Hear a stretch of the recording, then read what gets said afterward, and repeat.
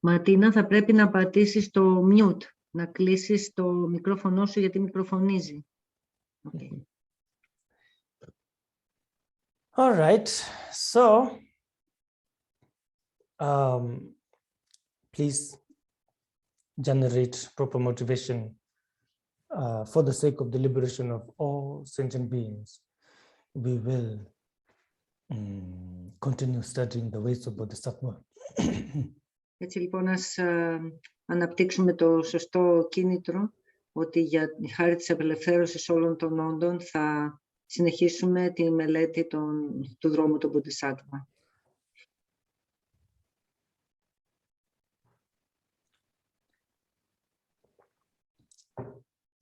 Remembering Shakyamuni Buddha, remembering the large gatherings of Bodhisattvas, Mahasattvas. Θυμόμαστε τον Βούδα Σακιαμούνι, θυμόμαστε τις μεγάλες συγκεντρώσεις των μεγάλων Bodhisattva. And especially remembering Shantideva, one who received, one who was guided by Manjushri himself. Και κυρίως θυμόμαστε τον Σαντιντέβα που έχει καθοδηγηθεί από τον ίδιο τον Bodhisattva της Σοφίας, τον Manjushri. Yes, so we will study the 4th chapter, and right now I think we finished until the 31st, and now we will continue with the 32nd stanza. Και έτσι συνεχίζουμε με το τέταρτο κεφάλαιο και βρισκόμαστε στη στροφή νούμερο 32. So in the 3rd chapter we took the Bodhisattva vow, and now from the 4th, 5th, 6th chapter Shantideva teaches us how to not lose that vow. Έτσι, στο προηγούμενο κεφάλαιο μας έχει εξηγήσει σχετικά με τους όρκους του Bodhisattva. Και τώρα στα 3 επόμενα κεφάλαια, το 4ο, το 5ο και το 6ο, μας εξηγεί πώς να μην χάσουμε αυτούς τους όρκους. Yes.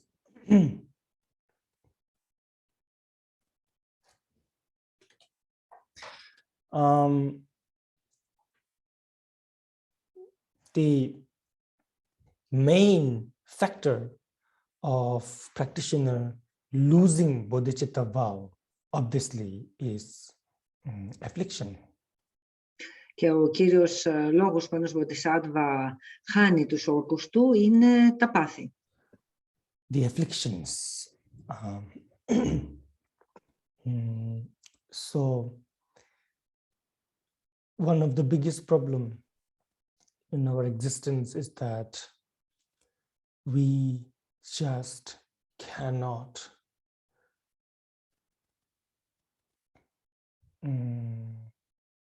see our afflictions as obstacles.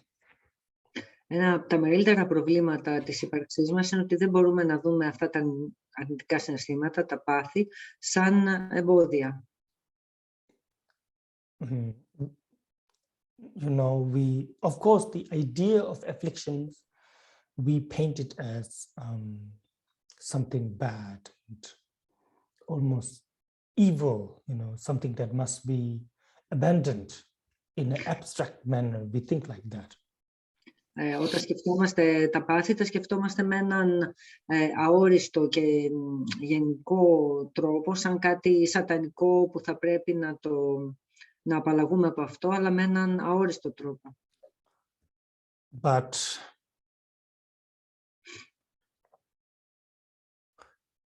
we do not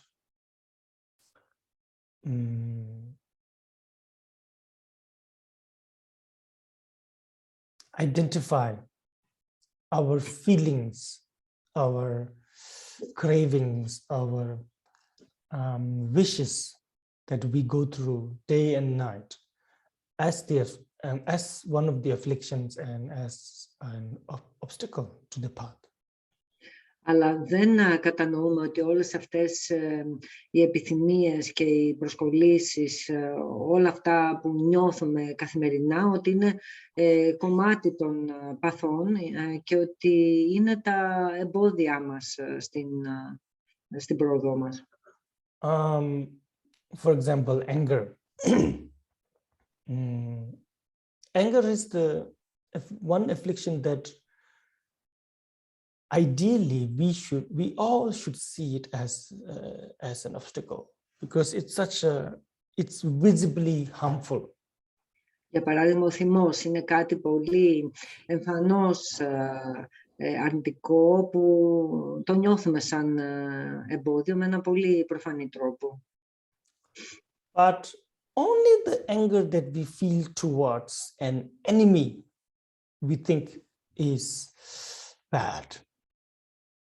Αλλά μόνο ο θυμός που νιώθουμε απέναντι σε κάποιον αντίπαλο, σε κάποιον εχθρό μας, νιώθουμε ότι είναι κάτι αρνητικό. But not the anger we feel towards our family, our friends, our partner, lovers, you know. Αλλά δεν μπορούμε να δούμε καθαρά, ας πούμε, το θυμό που νιώθουμε για τον εαυτό μας, για την οικογένειά μας, για τους φίλους μας, για τον σύντροφό μας, για τα παιδιά μας. Yes. Because it feels normal. Γιατί είναι κάτι, μας φαίνεται σαν φυσιολογικό. Just a normal irritation, we think. Νομίζουμε ότι είναι ένας φυσιολογικός εκνευρισμός.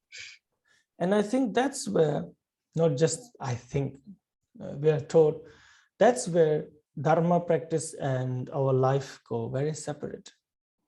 Και εκεί πέρα ακριβώς διαχωρίζεται η ζωή μας στην πράξη με την άσκηση του Dharma.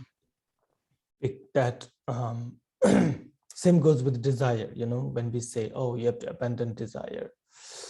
We always think of something like to taste or something to feel, you know, like, I don't know, or something to have, you know. But we never also think about things like when you are somewhere and you want to do some things your way and people don't let you do it. It's frustrating. We forget that. That's desire. Και το ίδιο συμβαίνει και με την επιθυμία. Λέμε γενικά ότι θέλουμε να εγκαταλείψουμε την επιθυμία, αλλά αναφερόμαστε μόνο στα πράγματα που είναι πολύ απτά, που μπορούμε να τα γευτούμε, να τα ακουμπήσουμε, να τα πιάσουμε. Δεν μπορούμε να αντιληφθούμε ότι μέρος της επιθυμίας είναι, για παράδειγμα, το να θέλουμε να κάνουμε κάποια πράγματα με τον δικό μας τρόπο και οι άλλοι να μας εμποδίζουν σε αυτό. Αυτή η αγανάκτηση που νιώθουμε εκείνη τη στιγμή είναι μέρος του πάθους, ας πούμε, της επιθυμίας. So here Shantideva talks about afflictions and why afflictions are the biggest enemy to bodhicitta. Έτσι λοιπόν ο Σαντιντέβα μιλάει για τα αρνητικά συναισθήματα, για τα πάθη και για το πώς αυτά τα πάθη είναι τα μεγαλύτερα εμπόδια για την Bodhicitta. And he says, this is an enemy that is always there. Και λέει ότι αυτός είναι ένας εχθρός, ο οποίος βρίσκεται πάντα εκεί, καραδοκεί. Yes. And if we look into our day-to-day life, we will find that throughout our day, we are always entertaining one of those afflictions.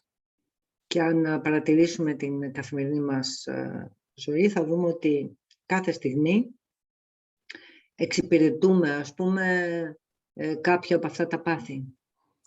Majority of time. And for that, you don't necessarily have to step out of your house, you know. Even if you're just sitting there, you will remember things that will arouse desire, anger, whatnot, and you will think about the future possibilities that arouses a lot of hopes and fears and all that. Those are afflictions, nothing else. Αυτό είναι κάτι που το κάνουμε τον περισσότερο καιρό και δεν χρειάζεται να βγει κανείς από το σπίτι του για να συμβεί αυτό. Ακόμη και όταν κάθεσαι ήσυχα στο σπίτι, ο νους είναι γεμάτος από σκέψεις, αναμνήσεις που σου φέρνουν επιθυμία ή απέχθεια, αλλά ακόμη και σκέψεις σε σχέση με το μέλλον, ελπίδες και φόβοι. Όλα αυτά είναι μέρη των παθών, είναι εκφράσεις των παθών. So,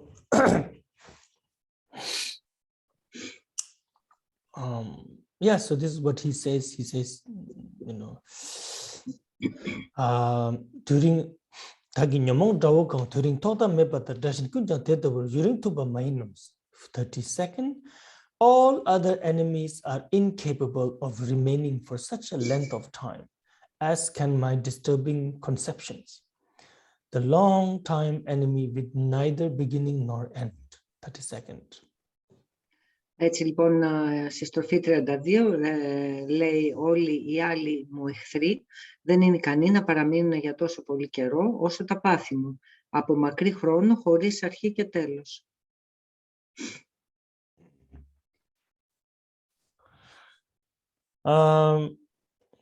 Well, excuse me, now you're using the other translation or... Yes, I'm using another translation because I again forgot the book in you know, below in other house.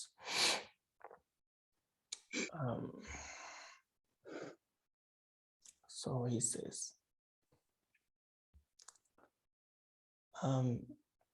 what do I don't want? What do we don't want? We don't want enemies. We don't want our enemies to be near us. We don't want our enemies to be near our children, our family, our friends, our country, land. That's what we don't want. Δεν θέλουμε λοιπόν να έχουμε εχθρούς. Δεν θέλουμε αυτοί που θεωρούμε εχθρούς μας να είναι κοντά μας, να είναι κοντά στην οικογένειά μας, κοντά στα παιδιά μας, κοντά στην πατρίδα μας.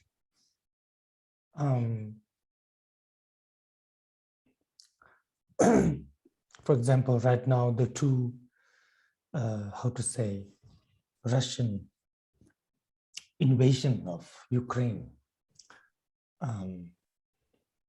That's exactly how each of them are feeling right now. Και, για παράδειγμα, σε αυτό το πόλεμο με την εισβολή της Ρωσίας στην Ουκρανία, ακριβώς αυτό νιώθουν και από τις δύο πλευρές. Wow. To think about, and those Ukrainians who are outside of the country, I'm sure they're thinking constantly about their family members who are left behind, their house, their pet, their town, their city, you know, and the thought of someone there who can destroy everything and are destroying must be unbearable. Και για όλους αυτούς τους Ουκρανούς που έχουν φύγει από την πατρίδα τους αυτή τη στιγμή, η σκέψη τους είναι συνέχεια με τις οικογένειες που άφησαν πίσω, με τους συγγενείς τους, με τα σπίτια που άφησαν, τα κατοικίδια ενδεχομένως, και όλο αυτό λέει είναι κάτι αβάσταχτο να το σκεφτεί κανείς. And no matter what anyone say, whether if you are on Russian side or Ukrainian side, you cannot deny that the battle is fought in Ukraine, not in Russia. Και ό,τι και αν λέει κάθε πλευρά, δεν μπορεί κανείς να αρνηθεί ότι αυτό που γίνεται στην Ουκρανία. Το κακό που γίνεται το βιώνει η Ουκρανία, όχι η Ρωσία. I have to say this because, you know, recently I saw the Sangha member, his Facebook wallpaper was a beautiful picture of President Putin. So I thought, okay, why not?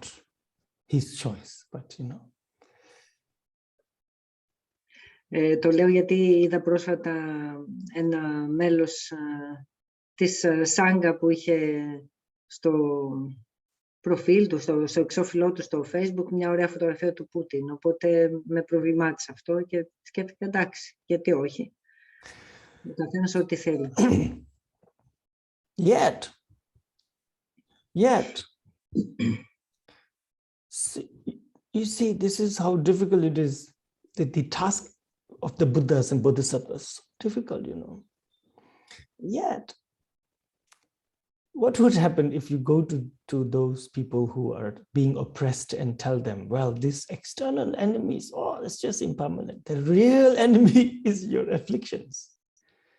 Και η δουλειά των Bodhisattva είναι κάτι πάρα πολύ δύσκολο, γιατί σκεφτείτε πώς θα πηγαίνετε σε όλους αυτούς τους ανθρώπους που τώρα καταπιέζονται και αν θα μπορούσατε να τους πείτε ότι όλοι αυτοί οι εξωτερικοί εχθροί, ξέρεις, είναι παροδικοί εχθροί, ο σταθερός, ο αληθινός σου, ο μόνιμος εχθρός σου είναι τα συναισθήματά σου, τα αρνητικά, είναι τα πάθη σου. So, this is what Shantideva is telling us actually. He's saying, well, you know, all the other enemies that you have had in your life or who are actually harming you right now, probably, but they are, yes, and they're bad, but they're not as bad, nearly as bad as your own afflictions.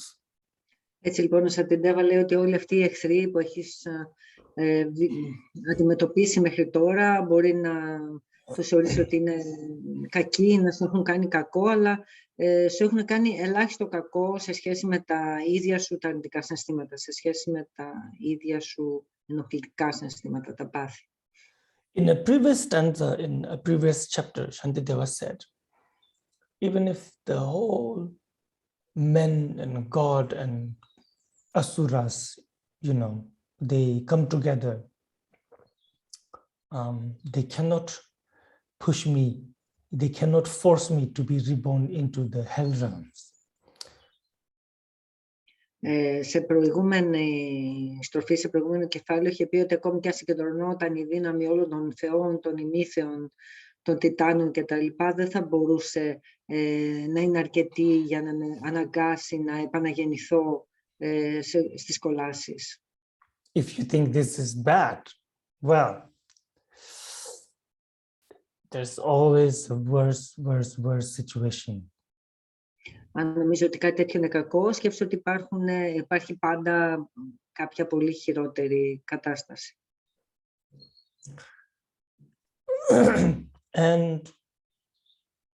But afflictions, Shantideva says, the real enemy, so the real enemy is the affliction. And they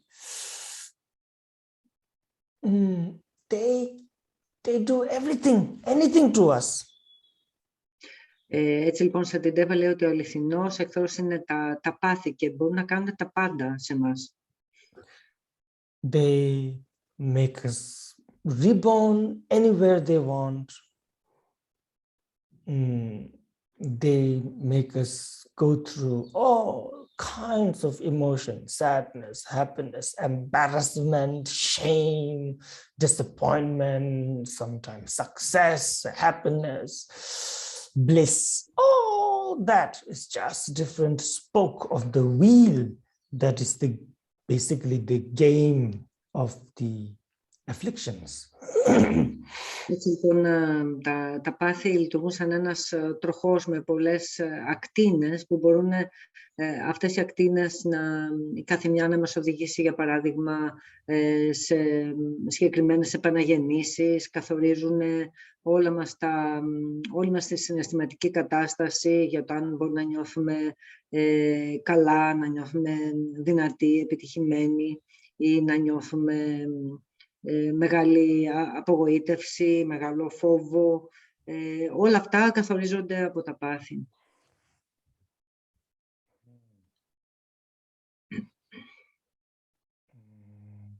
Karma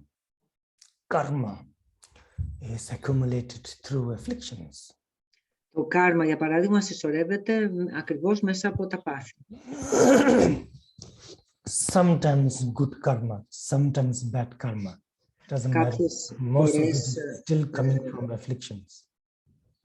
συσσωρεύεται θετικό κάρμα, κάποιες φορές αρνητικό κάρμα. Δεν έχει σημασία για όσο συσσωρεύεται μέσα από τα πάθη. Especially self-grasping. Κυρίως μέσα από το αρνητικό συναίσθημα της προσκόλλησης στον εαυτό μας.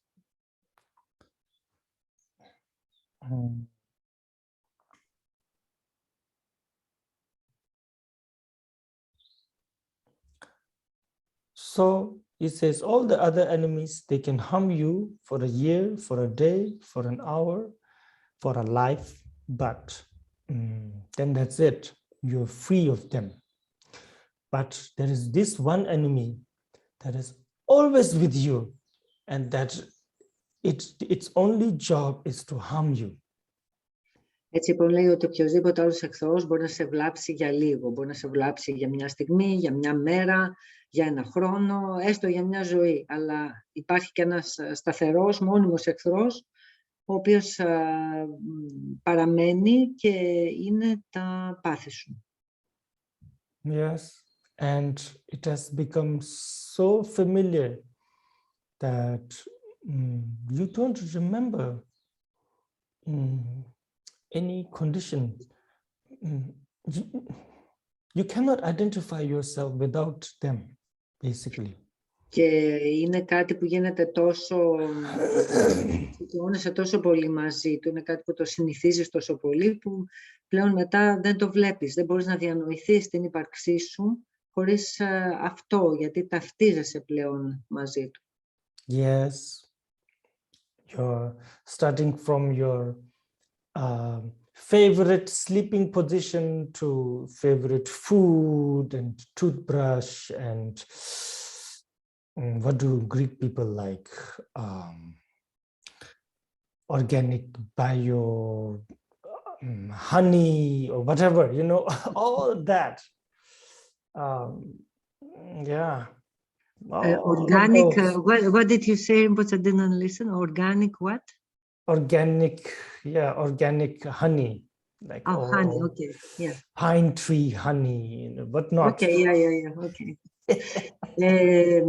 Και μιλάμε για πράγματα που μπορεί να τα έχουμε σαν συνήθειες. Ακόμη και η αγαπημένη στάση που κοιμάται κανείς, η αγαπημένη του οδοντόβουτσα, ή οι αγαπημένες του τροφές, όπως ας πούμε για τους Έλληνες μπορεί να είναι το μέλι ή οποιαδήποτε, το βιολογικό μέλι ή οποιασδήποτε τροφές. Όλες αυτές οι μικρές συνήθειες τις οποίες κολλάμε. You know, recently I asked somebody who did her PhD on Plato and his life and works, you know, to give a presentation to a group of people that we were studying Buddhist epistemology together with. Πρόσφατα ζήτησα από κάποια που είχε κάνει το διδακτορικό της στον Πλάτωνα να μας κάνει μια παρουσίαση σε ένα γκρουπ που συζητάμε, ας πούμε, επιστημολογικά θέματα. And she's also teaching. It's not that she wrote her thesis, now she's not doing it. No, she's a professor, you know, teaching. Και είναι κάποια που διδάσκει, ας πούμε. Δεν είναι απλά ότι έχει κάνει μια έρευνα και την άφησε. Είναι, ας πούμε, καθηγήτρια. And Rinpoche, is it Laura? Yes. Yeah, I know her. Yes, and I mean, I have read before too. Some people send me books, and I also listen to some podcasts sometimes. But she was very good, and in 1 hour, 1.5 hour, give or take, like 1 hour 20 minutes maybe. She managed to talk about Socrates and Plato and Aristotle. Και έτσι λοιπόν μου είχαν στείλει και κάποια βιβλία της και τα λοιπά. Είχα διαβάσει, λέει, πιο πριν και σε 1,5 ώρα μας εξέθεσε τις θεωρίες του Πλάτωνα, του Σοκράτη και του Αριστοτέλη. I really like Socrates. Μου αρέσει πολύ, λέει, η θεωρία του Σοκράτη. Of all the things I've heard from podcasts or books and from what she said, which was very condensed, you know. Από όλα αυτά που άκουσα από βιβλία και podcast, τα οποία είναι πολύ συμπυκνωμένα. He really, I thought, wow, if only, you know, concepts such as this text would have reached his hand. You know, I thought, wow, he would really analyze it. He would really go into it. You know. Πόσο σημαντικό θα ήταν ένα τέτοιο κείμενο σαν το Bodhisattva να είχε φτάσει στα χέρια του Σοκράτη και να μπορούσε να το μελετήσει και να το αναλύσει. I didn't like whatever I heard about Plato so much, except that he kept Socrates alive. That's all.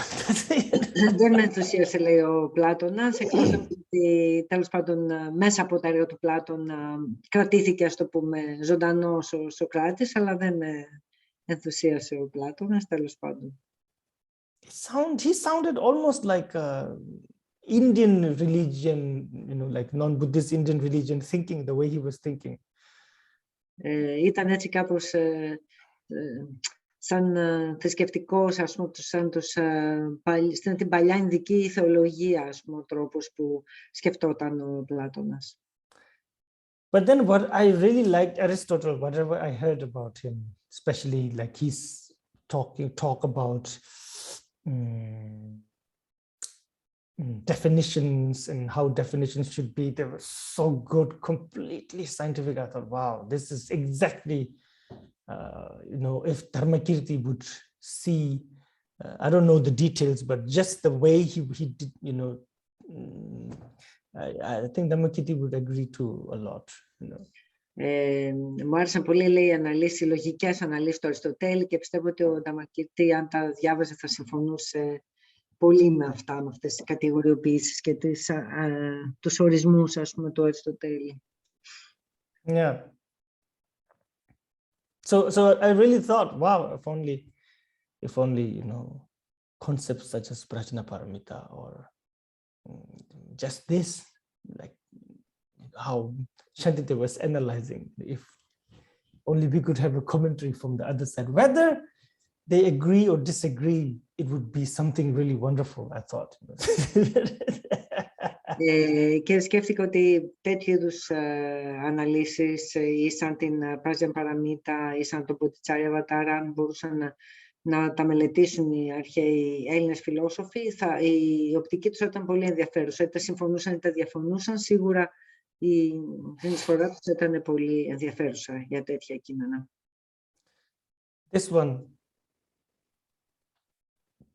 you know, what he said is right. The moment you hear it, this stanza 32, but it doesn't hit us.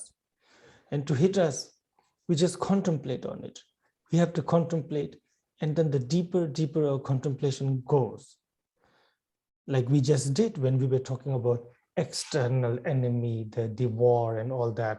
That was our contemplation.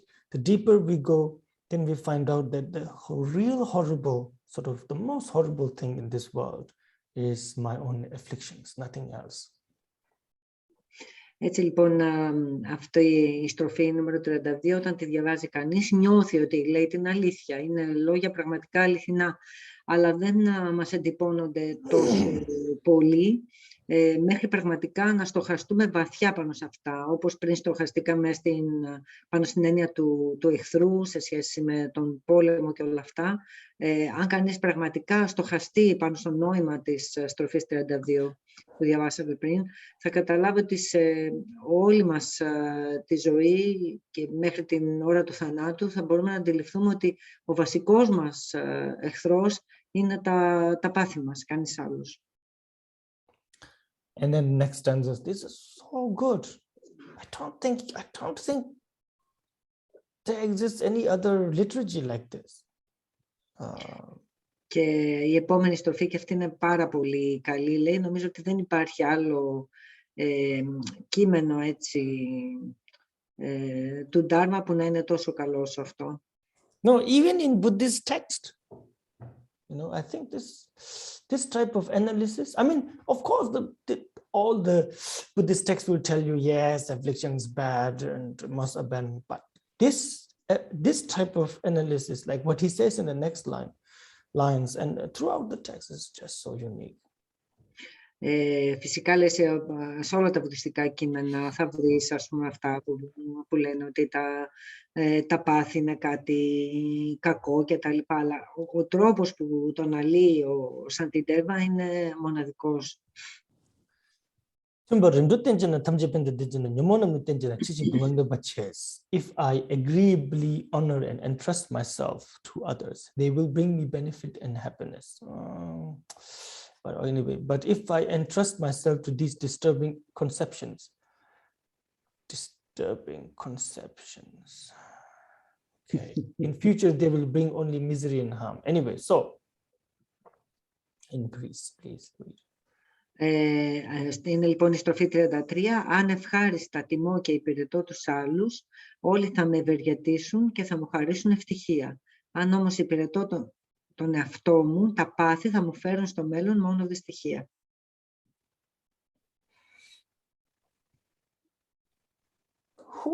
This is so good. He said, if I, you know, okay, enemies are harming me and all that, but you know, if I be nice to them, right? If I be nice to them, help them, and so on, you know, save them, whatever, even though they harm me, at some point, most will begin to think, oh, you know, I'm harming this person, but this person is, you know, has no animosity towards me. Rather, it's helping me, you know, befriending me. And at some point, they will change. This is what Shantideva means, that most people will be nice to you if you are nice to them, if you help them, be kind to them. Έτσι λοιπόν, συνεχίζοντας αυτή τη σκέψη σε σχέση με τους εχθρούς, το κείμενο εδώ στη στροφή 33 εννοεί ότι αν αυτοί οι οποίοι σε βλάπτουν από σένα δεχτούν μια αντιμετώπιση θετική, βοηθητική, δεν είσαι αρνητικός απέναντί τους και αντιθέτως τους βοηθήσεις σε κάποιες δύσκολες στιγμές κτλ.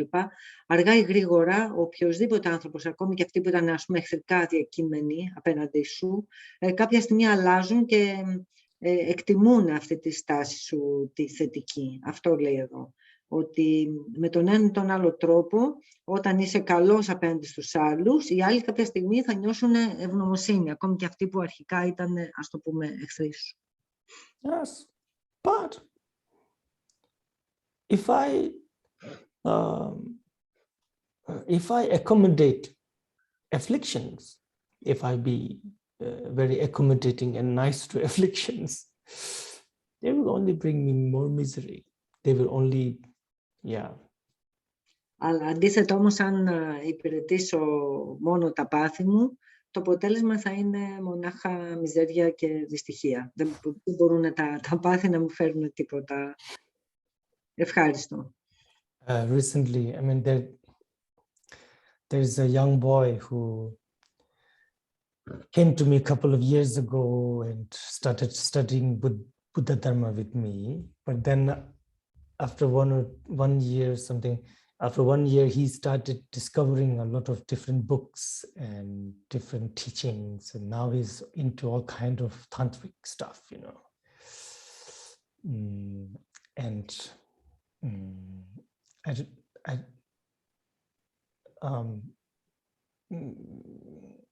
One of the things that he said to me was this, that we were talking about affliction. He asked me a question about afflictions. What do I do with my afflictions?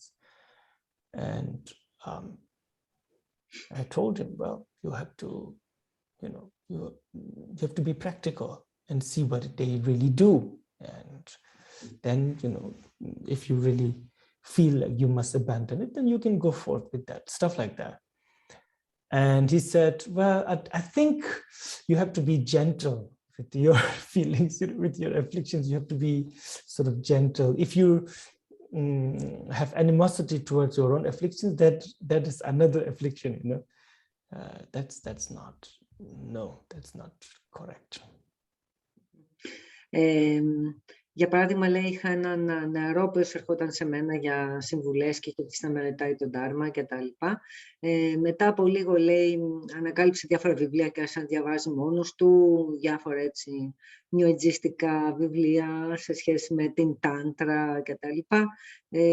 Και ήρθε κάποια στιγμή και με ρωτούσε για τα πάθη και έλεγε ότι με τα πάθη θα πρέπει να είμαστε ευγενικοί, γιατί το να είμαστε σκληροί, ας πούμε, απέναντι στα πάθη μας, αυτό που μόνο του είναι και αυτό ένα καινούριο αρνητικό συναίσθημα, το να είσαι σκληρός απέναντι, ας πούμε, στα πάθη και στις αδυναμίες σου. Και λέει ο Ριμπότσε, όχι, λέει, δεν ισχύει αυτό. Unless you are very sensitive. Some people are very sensitive, and they, go into depression and so on when they contemplate, I don't know, the, truth of suffering and stuff like that. Then maybe you need to focus more on love and compassion and bodhicitta like that. Μόνο λέει στους ανθρώπους που είναι πάρα πολύ ευαίσθητοι και έχουν έτσι μια τάση προς την κατάθλιψη και τα λοιπά, τότε είναι καλό για αυτούς, αντί να γίνονται, ας πούμε, οι στοχασμοί πάνω στη φύση της δυστυχίας, στις 4 ευγενείς αλήθειες και τις σκέψεις που έχουν τον νόμο της Σαμσάρα και τα λοιπά, αντί να εστιάζουμε, ας πούμε, στη δυστυχία, για αυτούς τους ανθρώπους ίσως θα είναι καλύτερο να εστιάζουν, ας πούμε, στην αγάπη, στην συμπόνια και να προχωρούν με αυτόν τον τρόπο. But if you really want to abandon afflictions, befriending it is not the way. Αλλά αν πραγματικά θες να εγκαταλείψεις τα πάθη, να τα υπερασπίζεσαι, σίγουρα δεν είναι ο τρόπος. Matter of fact, befriending it is the very definition of samsara. Και το να υπερασπίζεσαι τα πάθη είναι ακριβώς ο ίδιος ορισμός της σαμσάρα, του φαύλου κύκλου της ύπαρξης. And the opposite of renunciation. Και είναι το αντίθετο της απάρνησης. So, 대대로 유닝 윤차 달주고 네베 소르페 주지고 타겐이 랑에 버네잖아. 코르바지면 네버 칼라저 코르베츠 소만 약소 소지 심으로 저 받다니 가델로니 차페 타와니 내나 달라 대화 칼라요.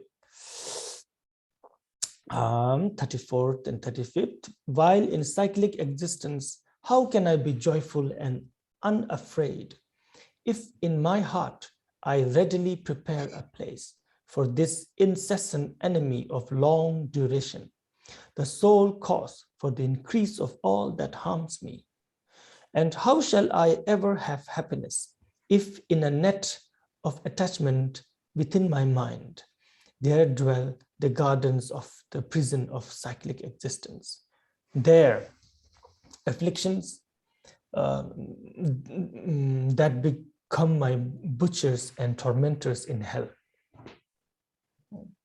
Έτσι λοιπόν, οι στροφές 34 και 35, όταν λοιπόν προετοιμάζω έτσι μια σίγουρη θέση στην καρδιά μου για αυτό που από πολύ χρόνο είναι ο αδιάκοπος εχθρός μου, όταν δέχομαι δηλαδή τα πάθη, και είναι η μοναδική αιτία που αναπτύσσει κάθε τι θλιβερό, πώς μπορώ να παραμείνω χαρούμενα και χωρίς φόβο στη σαμσάρα και πώς μπορώ να βρω ευτυχία όταν μέσα στο δίχτυ της προσκόλλησης, μέσα στο πνεύμα μου παραμένουν οι φύλακες της φυλακής της σαμσάρας, τα πάθη που μετατρέπονται σε δαίμονες που με σκοτώνουν μέσα στις κολάσεις. Yes. He says, such an enemy that is eternal, so to speak, however long I have existed in samsara, it has been with me. So, like almost like a permanent enemy. Έτσι λοιπόν αυτός ο εχθρός είναι σαν ένας μόνιμος, αδιάκοπος εχθρός που με συνοδεύει για όσο καιρό βρίσκομαι μέσα στη σαμσάρα. And it is the only source of suffering. It's not like there are other sources of suffering in samsara. No, afflictions are the only source of suffering in this world. Και είναι η μοναδική πηγή της δυστυχίας μέσα στη σαμσάρα. Δεν είναι ότι υπάρχουν πολλές πηγές δυστυχίας και μέσα σε αυτές τις πηγές είναι και τα πάθη. Τα πάθη είναι η μοναδική πηγή της δυστυχίας σαμσάρα. Think about it. Σκεφτείτε το αυτό. Putin, for example, he was and he is one of the most powerful men in this world. Ήταν και είναι ένας από τους πιο δυνατούς ανθρώπους σε αυτόν τον κόσμο. He rules Russia. The landmass of that country is like entire EU, you know, huge, with millions and millions of people. Yet he's not content. Είναι κυβερνήτης αυτής της αχανούς χώρας, της τεράστιας χώρας της Ρωσίας, με πολλά εκατομμύρια κατοίκους και όλα αυτά, αλλά παρόλα αυτά δεν είναι ικανοποιημένος. Θέλει κι άλλο. In fact, he may be feeling that the West has done him wrong. Και νιώθει ότι η Δύση τον έχει αδικήσει. You know, he may be feeling that, oh, people are sort of, you know, mistreating him. That's why he has to do this. Νιώθει ότι τον έχουν κακομεταχειριστεί, γι' αυτό και κάνει αυτό που κάνει. So, at the end of the day, it's his discontentment that is causing all this. Not just his. There are many I'm sure from Ukrainian sides too, from his side too, but mainly it's the affliction within us that is creating the whole problem. Και έτσι λοιπόν αυτό το ανικανοποίητο του, ας πούμε, και ο θυμός του είναι αυτό που δημιουργεί όλο το πρόβλημα. Όχι βέβαια μόνο από τη μεριά του, και από τη μεριά των Ουκρανών υπάρχουν αντίστοιχα. Αλλά είναι αυτά τα πάθη που δημιουργούν όλο το πρόβλημα. Yes. So, such an enemy is in our own heart, not somewhere else, but we protected, they remain in our own heart.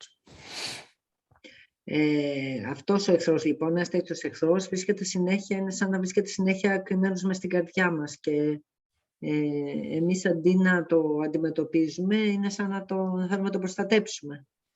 So he says, how can I enjoy, how can I be happy, or how can I live without any fear in samsara? It's just not possible. Και πώς είναι δυνατόν να παραμείνω χαρούμενος και χωρίς φόβο μέσα σε σαμσάρα? Είναι κάτι που είναι αδύνατο.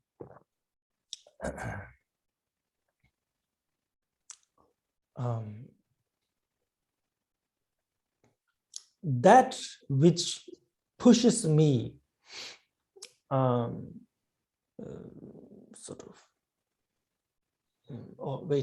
that which is like the garden of samsara.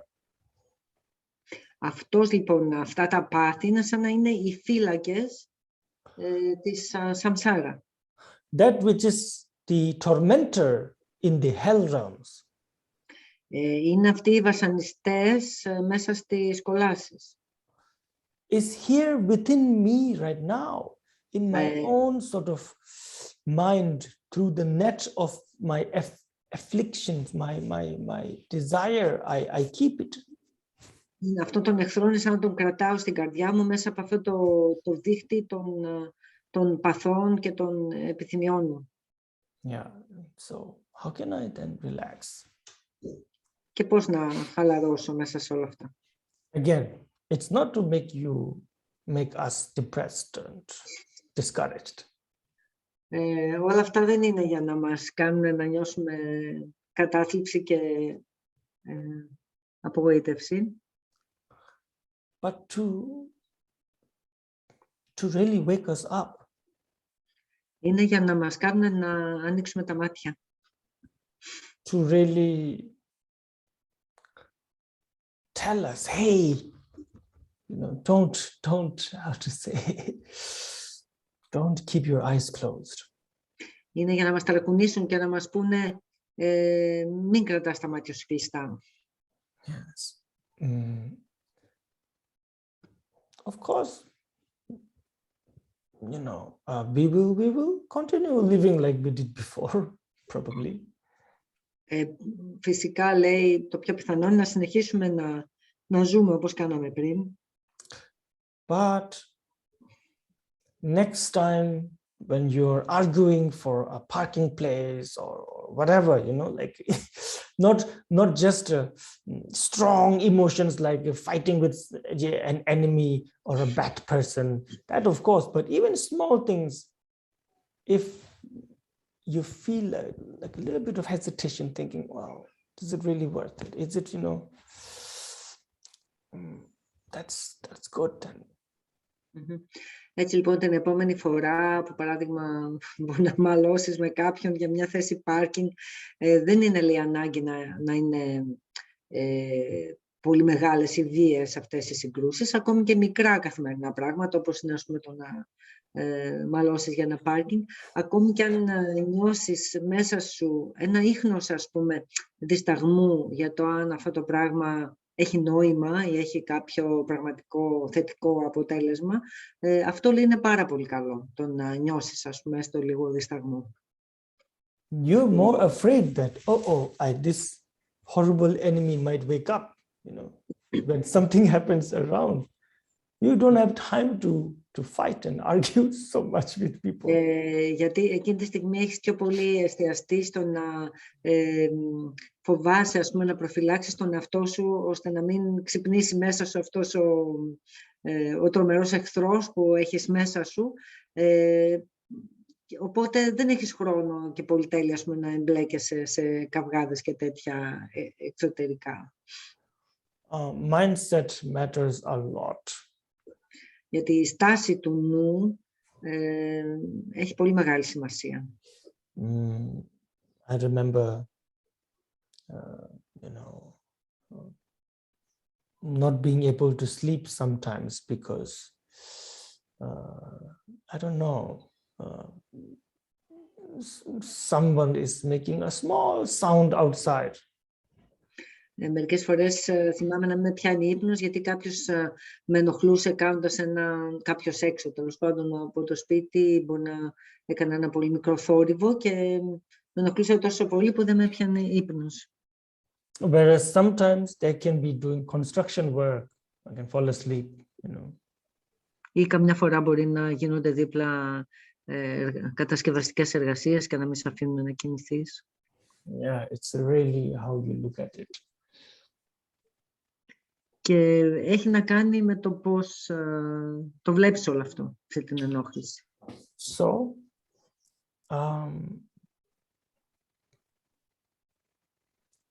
when you read these texts, read it like a prayer. Οπότε όταν διαβάζουμε αυτό το κείμενο, ας το διαβάσουμε σαν μια προσευχή. Rimpoche, can I have just 2 minutes break? 1 minute.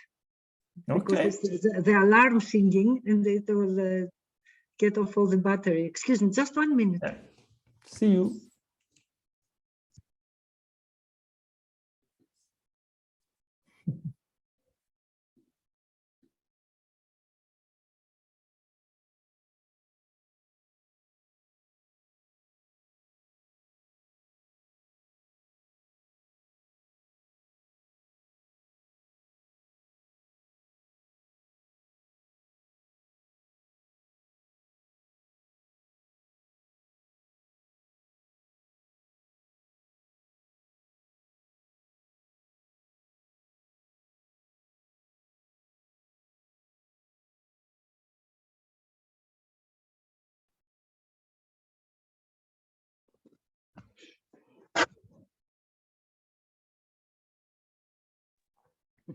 Right.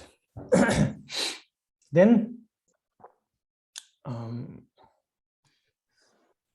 the next stanza. Tedar jizithagi datingo sumdu neparmochum tezithadar chomidor reji nuji chungulaya tojurba ngajudona tema chombrani meyo. Έτσι, η επόμενη στροφή, 36. Έτσι, μέχρι να νικήσω πραγματικά με βεβαιότητα αυτό τον εχθρό, δεν θα εγκαταλείψω αυτή την προσπάθεια.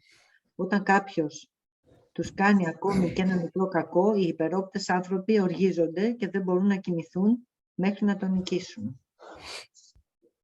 Therefore, as long as this enemy is not slain with certainty before my very eyes, I shall never give up exerting myself. having become angry at someone who caused only slight and short-lived harm, self-important people will not sleep until their enemy is overcome. So,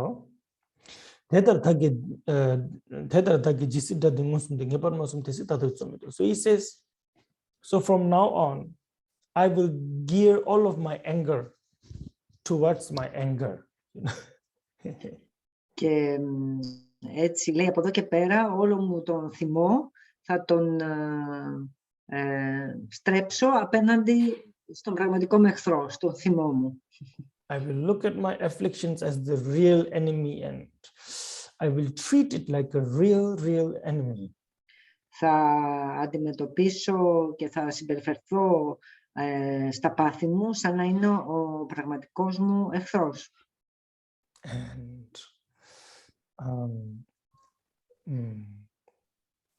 I will not relax until I have destroyed them. Και δεν πρόκειται να χαλαρώσω μέχρι να τα καταστρέψω, να τα εξαλείψω. Because he says, look,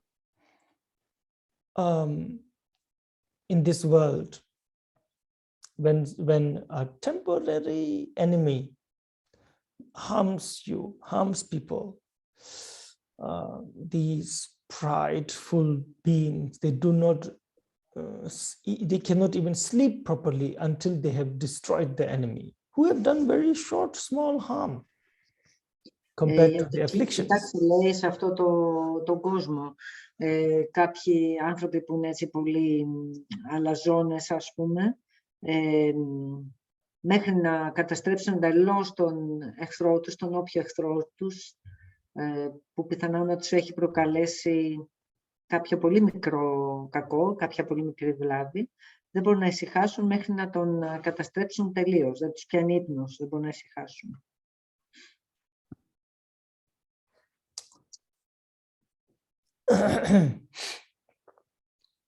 Rangsinchi with Dungal Jurbenyamonta, Yulmor Narse Nenji Chamber Dupaya, Dadunchi Pobe Dungal Kessen, Tema Dubar, Chirchok Jerber Mijena, Tado Dungal Kunji Juru Churpa, Rangshin Daring, Shomchen Talateng, Dungan Jata Jurjur Kangichang, Hichigilu Mujur Magicers.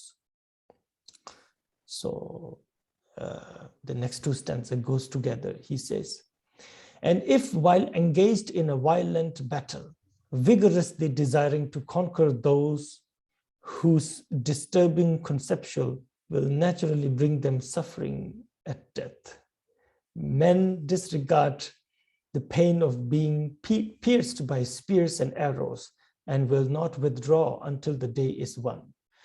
Then what need to mention that I should not be faint-hearted and slothful, even if I am caused many hundreds of suffering, when now I strive to definitely overcome my natural enemies, which are the constant source of my misery. Έτσι, μιλάμε για τις στροφές 37 και 38. Όταν λοιπόν πολεμούν, είναι στη μάχη, θέλοντας οπωσδήποτε να νικήσουν εκείνους που τα πάθη τους γίνονται αιτία δυστυχίας στη στιγμή του θανάτου, αυτοί οι άνθρωποι αψηφούν τον πόνο που προκαλεί το τρύπημα των βελών και των λογχών και δεν υποχωρούν μέχρι να πετύχουν το σκοπό τους.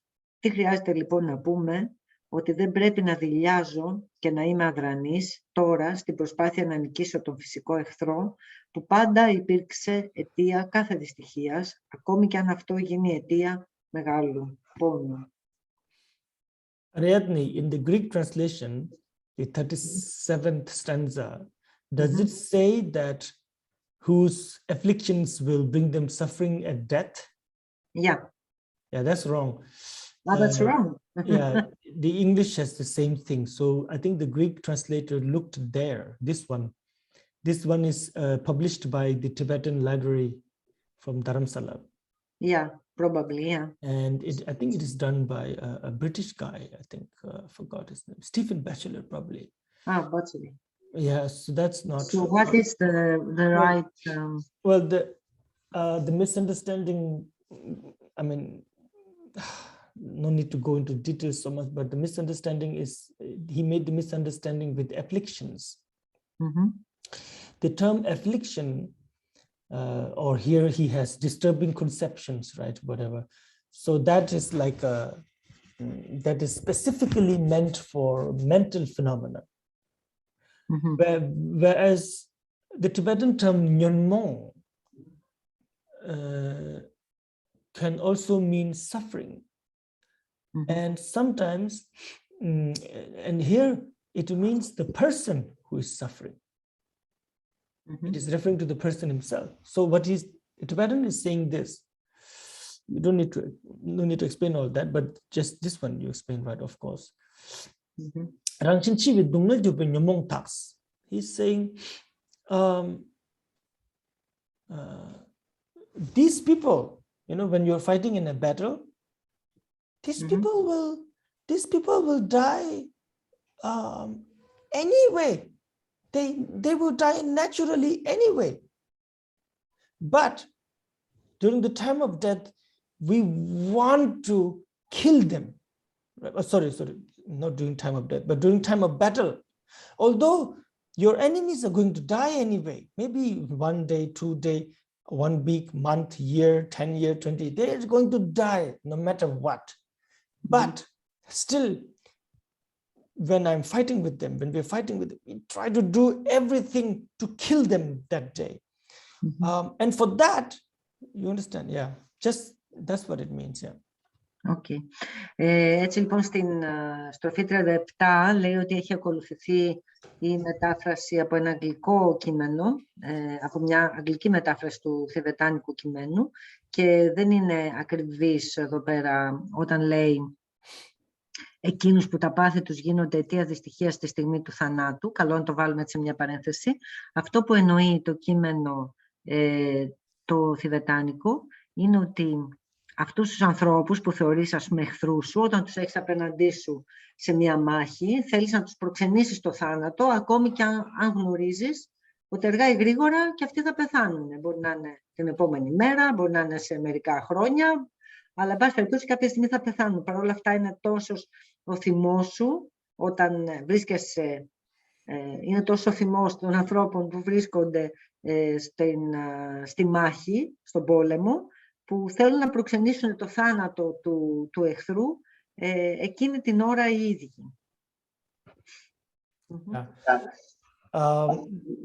I guess this has to be understood, those of you who do not read Tibetan, is that Tibetan stanzas do not have to be a perfect sentence.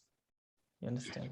Ναι. Και λέει ότι αυτές οι στροφές όταν είναι γραμμένες στα θιβετάνικα δεν είναι τέλειες γραμματικά, ας πούμε, υποκείμενο, ρηματικείμενο, όπως έχουμε συνηθίσει στις δυτικές γλώσσες, στις λατινογενείς γλώσσες.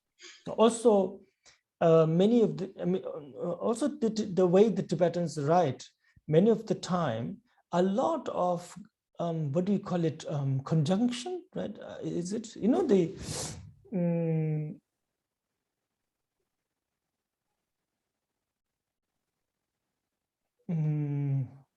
like when you say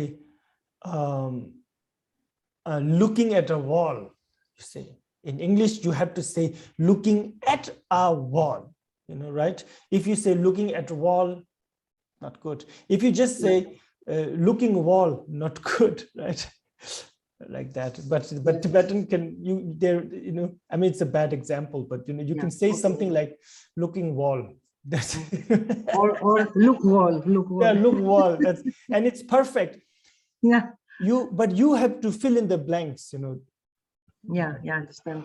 Είναι ο τρόπος λοιπόν που εκφράζονται γραπτά οι Θιβετάνοι. Πολλές φορές δημιουργούν ένα είδος, ενώνουν τις λέξεις ή δημιουργούν κάποιο είδος συνδέσμων, πώς να το πω, όπου είναι η μισή λέξη του ενός στοιχείου με της μιας λέξης, ή το μισό μέρος μιας λέξης με το μισό μέρος της επόμενης λέξης.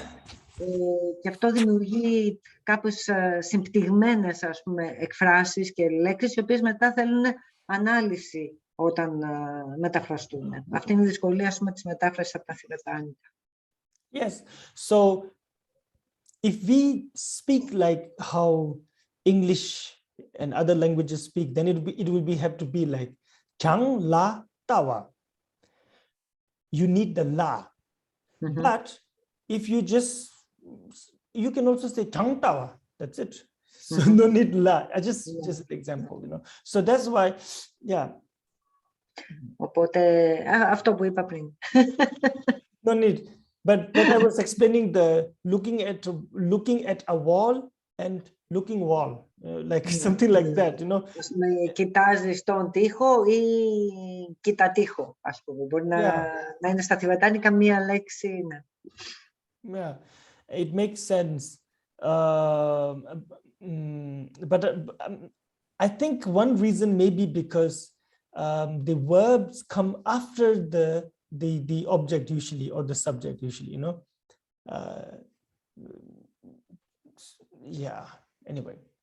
Επίσης είναι και θέμα σύνταξης, ας πούμε. Οι λέξεις, λέει, έρχονται μετά από το υποκείμενο.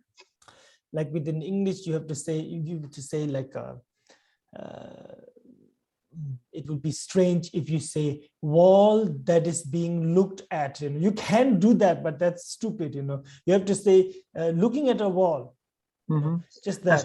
Στα αγγλικά δεν λες συνήθως τοίχος ο οποίος κοιτάζεται, λες κοιτάζοντας τον τοίχο. Whereas the Tibetan, we just say changlatawa, meaning yeah, if you really want to literally translate it, then it's like a wall that is being looked at. But we bring the wall first and then tawa after. So then I guess that's why I'm guessing we can do that. Now the reason why I bring this up is because many translators get into trouble here, especially when you're not a native speaker. Γιατί σας τα λέω αυτά, γιατί είναι, λέει, πολλοί μεταφραστές τα μπερδεύουν, ας πούμε. Στα θιβετάνικα έχεις πρώτα το αντικείμενο και μετά το ρήμα. Δηλαδή είναι λίγο η σύνταξη ανάποδη από τις λατινογενείς λέξεις και γλώσσες, και εκεί υπάρχει αυτή η σύγχυση με τους μεταφραστές. Yeah. Anyway, so he says, in a battle, we do anything. If you read the entire sentence of 37th, he says, even when, in order to kill the enemy who's going to naturally die anyway, whose nature is to die, but we want to kill them. And for that, we go through all danger of getting killed ourselves, getting pierced, stabbed, and we do not want to let go of it until we win. Έτσι λέει, λοιπόν, στο πεδίο μιας μάχης, όταν κανείς πολεμάει, θέλει να επιφέρει τον θάνατο στον εχθρό του, ακόμη και αν γνωρίζει ότι ο θάνατος είναι έτσι κι αλλιώς θα έρθει στον εχθρό του. Είμαστε όλοι όντα που έτσι κι αλλιώς θα πεθάνουμε. Αλλά παρόλα αυτά θέλεις να επιφέρεις εσύ το θάνατο στον άλλον, με κίνδυνο να πεθάνεις εσύ, ας πούμε, προώρα, ή να υποφέρεις, να πονέσεις πολύ από τα όπλα, από τρυπήματα, από βέλη, λόγχες κτλ. Yeah. Then,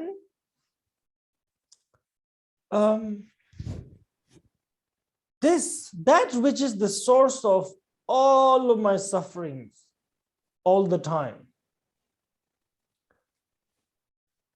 Οπότε αυτό που είναι η πηγή όλης μου της δυστυχίας, διαρκώς, συνεχώς.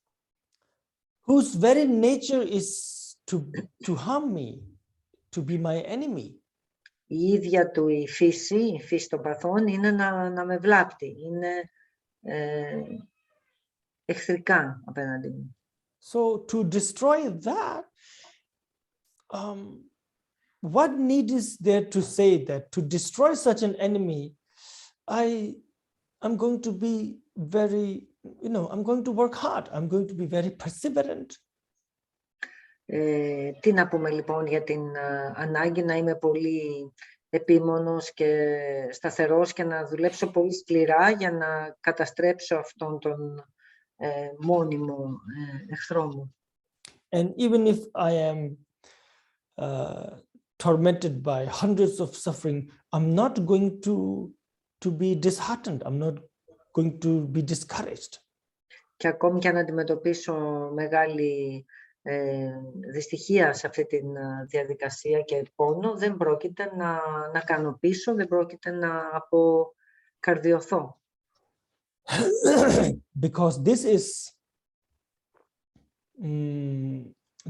like the on and off switch of samsara. And you can try as many times you want. You will fail, but you can keep trying. Γιατί αυτό είναι σαν ένα κουμπί on και off στη σαμσάρα. Όσες φορές και να προσπαθήσεις, λέει, δεν πρόκειται να ξεφύγεις. Who is more likely to succeed? Someone who is doing small practices and someone who keeps trying to press the main button. Ποιος έχει περισσότερες πιθανότητες να επιτύχει? Κάποιος που κάνει μικρές απόπειρες ή κάποιος που επίμονα πατάει το κουμπί? Of course, someone who is really trying hard to press the main button. That's needless to say. Μάλλον λέει περισσότερο αυτός που προσπαθεί σταθερά να χτυπάει, να κλείνει το κεντρικό, να κατεβάζει το κεντρικό. Yes, that's why Shantideva says, what need there is to say, you know, why do I even have to say it, that I will do this?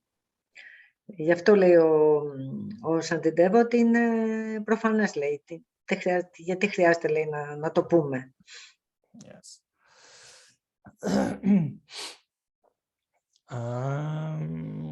Tumedai masul te pai lila jenda drar seljena tenjin dudri yanda tunjul ba thal dungal chi chedji nyaba doba shimba laso ba rangi tsawa samjik semba ya dada sathangda salaso be nezubna dowa dechir thata chi misus. The next two stanzas I read together, 39 and 40. If even scars inflicted by meaningless enemies are worn upon the body like ornaments, then why is suffering a cause of harm to me, who impeccably strives to fulfill the great purpose? If fishermen, hunters, and farmers, thinking merely for their own livelihood, endure the sufferings of heat and cold, why am I not patient for the sake of the world's joy? Λοιπόν, οι στροφές 39 και 40, όταν κανείς κρατά σαν κόσμημα στο σώμα του τις πληγές που προκάλεσαν ασήμαντοι εχθροί, τότε γιατί να με βλάπτει η δυστυχία όταν τέλεια μοχθώ για την επίτευξη ενός μεγάλου σκοπού? Εδώ θέλει και ερωτηματικό. Yes.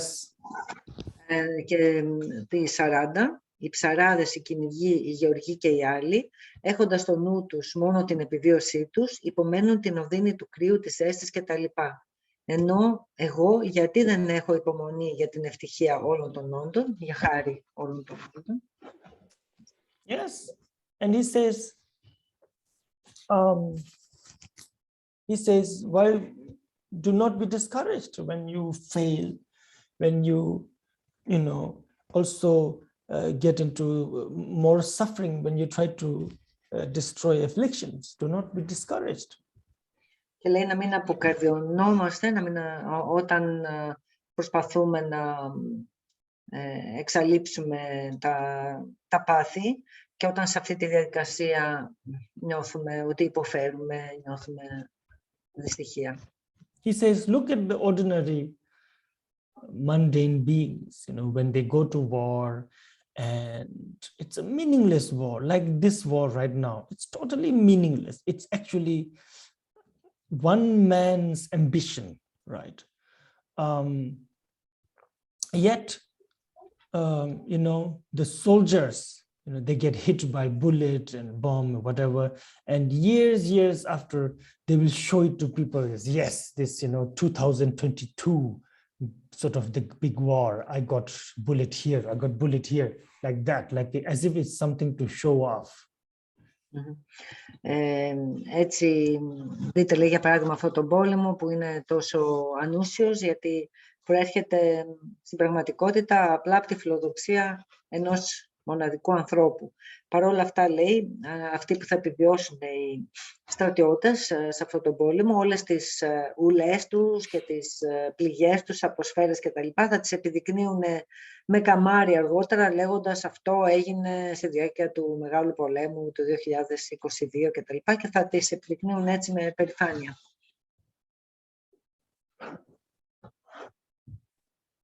Yes. So, me, who is trying to accomplish the greatest thing in this world, the liberation, Buddhahood, you know, for that purpose, you know, even if I suffer, you know, I go through suffering trying to get rid of my afflictions. Because when you try to get rid of your afflictions, you will suffer a lot, of course. It's like detoxing, you know, and detoxing your own, something that you've been addicted to from the beginningless of time, right? So, yes, I'm going to suffer, and why should I let go? Shantideva says.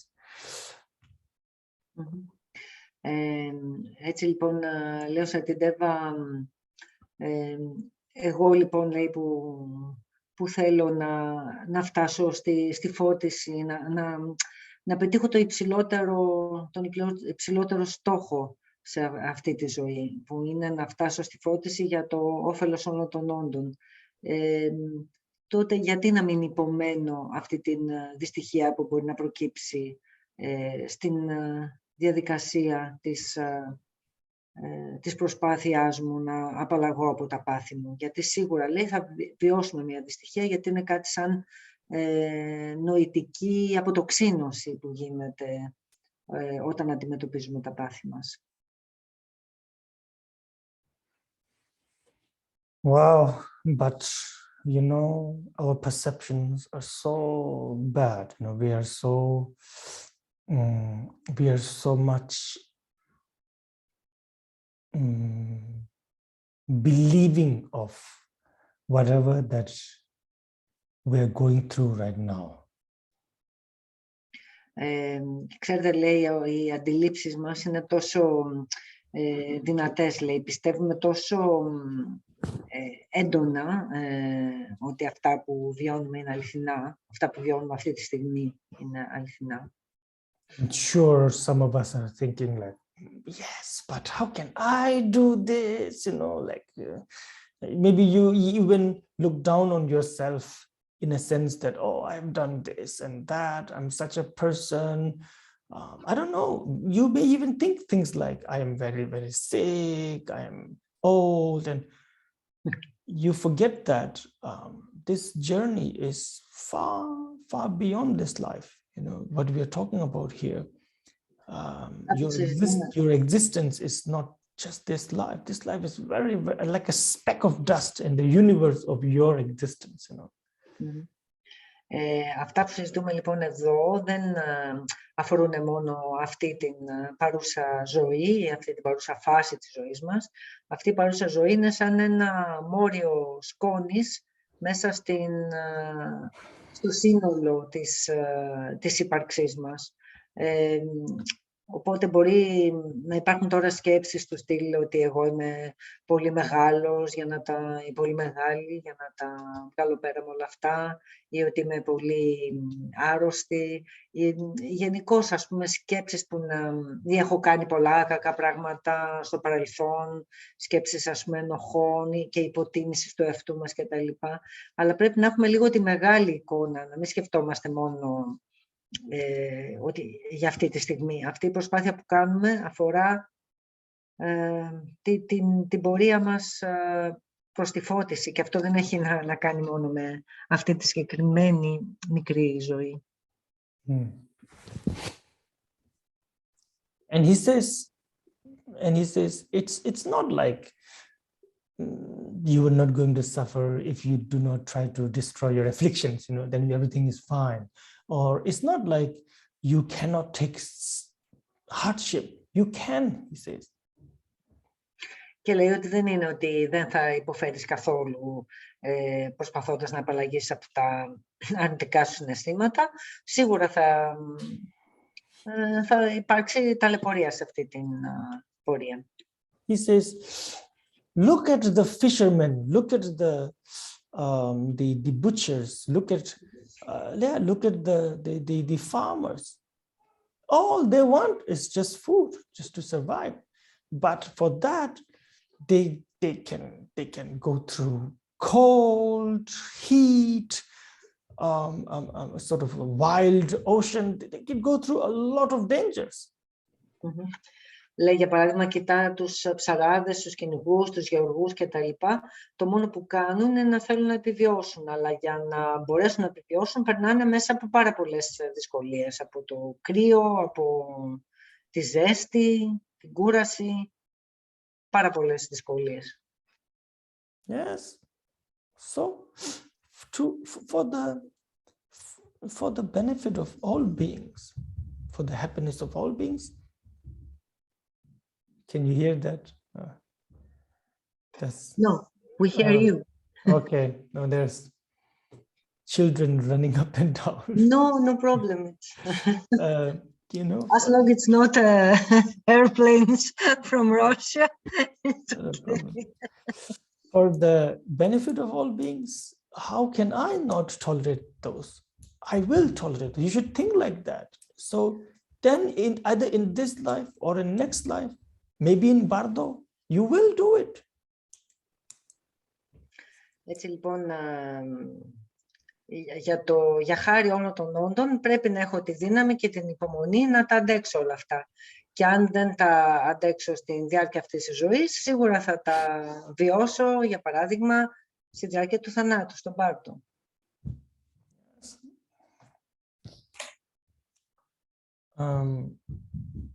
Chochu namge te dugbe doa nyamon le dalwar tamche kangse thani chang nyamon namle macholwar thagi chojang mishe par mawa jidar nyumba min dete nyamon shombala tapu chirme dopar chas. The next two goes together.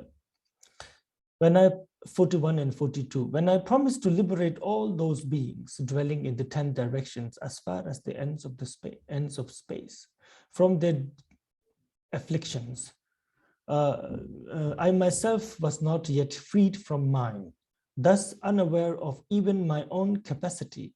Was it not somewhat crazy to have spoken like that? But as this is so, I must never withdraw from vanquishing my disturbing conceptions, yes, afflictions. Okay, so, οπότε είναι 41 και 42 στροφή.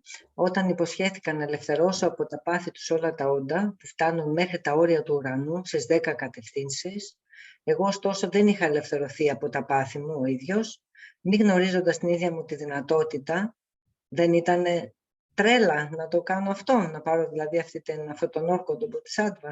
Γι' αυτό όμως δεν πρέπει ποτέ να κάνω πλέον πίσω, μέχρι να νικήσω όλα μου τα πάθη. It says, We are doomed. No. Well, sometimes yes. No. I mean, we have bodhicitta, so we have to gain enlightenment at some point now. At some point, you will definitely become like Shantideva. At some point, then you become like Manjushri, and then you become like Shakyamuni. There's no choice, you know. I mean, not no choice, but this is the way you have started now, and that is the result. Λέει ο Ρίμποτς ότι από τη στιγμή που έχουμε πάρει τους όρκους του Bodhisattva, θέλοντας και εμείς, σιγά σιγά αυτό οριμάζει και κάποια στιγμή γίνεσαι σαν τον ίδιο τον Shantideva και κάποια στιγμή όταν οριμάσει ακόμη παραπάνω γίνεσαι σαν τον Bodhisattva Manjushri και όταν οριμάσει ακόμη παραπάνω γίνεσαι σαν τον ίδιο τον Βούδα. Δεν έχεις, λέει, επιλογή σε αυτό, έχεις ήδη σπείρει το σπόρο και είναι θέμα οριμάνσης. How long will that take is a whole another thing. Τώρα το πόσο χρόνο θα κρατήσει αυτό είναι άλλο παπά Ευαγγέλιο. Maybe a few lives for some of us. Ίσως μερικές ζωές. maybe 100 lives, thousands, billions of lives for some of us. Ίσως εκατοντάδες ή χιλιάδες ή δισεκατομμύρια ζωές για κάποιους άλλους από εμάς. But that doesn't mean immediately, see, again, immediately when you think billions of lives, you're like, so I'm going to suffer billions of, no, not at all. Gosh, but you know, the path of Bodhisattva, the moment your meditation becomes better, you gain some realization, you still have billions of years to go till you become your Buddha, but you're no longer ordinary sentient beings. You don't suffer like that. Λέει ότι μπορεί να χρειαστούν δισεκατομμύρια ζωές για να γίνουμε Βούδες, αλλά από τη στιγμή που έχουμε πάρει τους όρκους του Bodhisattva και από τη στιγμή που ξεκινάμε και κάνουμε άσκηση, ήδη αυτό φέρνει αλλαγή στην στάση του νου μας και δεν υποφέρουμε πια με τον ίδιο τρόπο που υποφέρουν τα όντα που είναι μέσα στην άγνοια. Yes. So this is important to remember when you hear three countless aeon. It sounds like, oh, Buddha was suffering for three countless aeon, then become happy. No, it's not like that. Happiness he got from the big sort of for three countless years beforehand, almost like that, The moment his meditation became really good and his practice became good as a Bodhisattva, already happiness. Έτσι λοιπόν, όταν ακούμε για παράδειγμα για τη ζωή του Βούδα ότι ήταν στο μονοπάτι του Μποντισάττβα 3 αμέτρητους κοσμικούς αιώνες και μετά αφυπνίστηκε. Αυτό δεν σημαίνει ότι υπέφερε αυτούς τους 3 κοσμικούς αιώνες. Από τη στιγμή που κάποιος μπαίνει στον δρόμο του Bodhisattva και ασκείται και έχει νιώθει ας πούμε τους καρπούς αυτού του δρόμου, ήδη έχει φύγει από αυτή από τη βαθιά ας πούμε δυστυχία. Η κατάσταση του νου του ήδη είναι πιο ελαφριά. Yes. So here Shantideva says in the stanza 43rd and 42nd and 43rd, he says, when I took the Bodhisattva vow, I made a promise that I will liberate sentient beings in all directions. But at that time, I myself was full of afflictions. I myself still am full of afflictions. Λέει λοιπόν στην στροφή 41, όταν πήρα τους όρκους στον Bodhisattva και υποσχέθηκα να ελευθερώσω όλα τα όντα από τα πάθη τους, όλα τα όντα, τα μέτρητα που βρίσκονται στις 10 κατευθύνσεις, και αυτή την υπόσχεση την έδωσα χωρίς να έχω εγώ ίδιος απελευθερωθεί από τα δικά μου πάθη. But so when you think like that, he says, I must have been a madman. I must have been a mad person to say such a thing when I didn't even know my own capacity. Έτσι λοιπόν θα πρέπει να ήμουν μάλλον παλαβός, θα πρέπει να ήμουν τρελός όταν πήρα μια τέτοια υπόσχεση, έχοντας άγνοια των δυνατοτήτων μου. So, well, I made the promise, so I have to liberate all sentient beings. And for that, I have to destroy my afflictions. Αλλά έχω δώσει ήδη την υπόσχεση, οπότε δεν υπάρχει. Είναι πλέον μονόδρομος, θα πρέπει να καταστρέψω, να ελευθερωθώ από τα πάθη μου για να βοηθήσω τα όντα. Yes, this will work on ancient Indians who must do as they promise. They have their big honor thing going on at that time.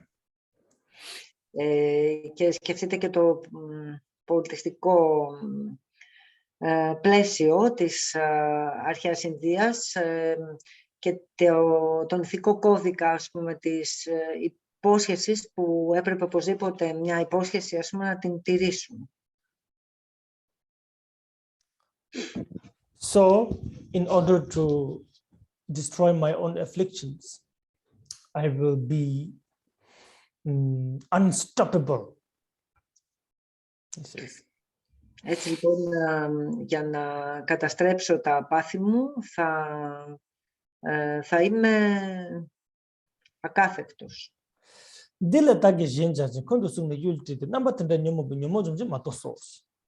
Next stanza. It would be,